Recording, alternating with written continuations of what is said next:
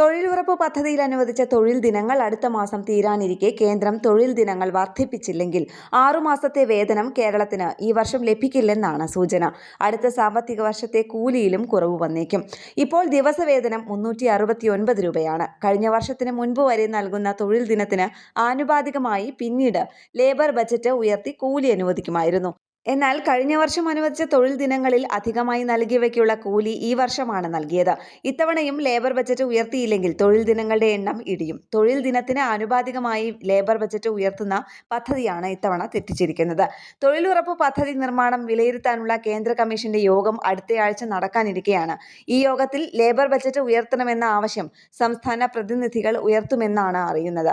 ഇതോടൊപ്പം തൊഴിൽ ഉറപ്പ് പദ്ധതി തൊഴിലാളികളുടെ ഹാജറും ഫേസ് ഡിറ്റക്ഷൻ ആപ്പ് മുഖേനയാക്കാനും പദ്ധതിയുണ്ട്. തൊഴിൽ സ്ഥലത്ത് നിന്ന് ആപ്പിൽ മുഖം കാണിച്ച് ഹാജർ രേഖപ്പെടുത്തുന്നതാണ് സംവിധാനം. ഇതിനായി മുഖചിത്രങ്ങൾ ആപ്പിൽ ഉൾപ്പെടുത്തി വരികയാണ്. നിലവിൽ ഗ്രൂപ്പ് ഫോട്ടോ എടുത്താണ് ഹാജർ രേഖപ്പെടുത്തുന്നത്.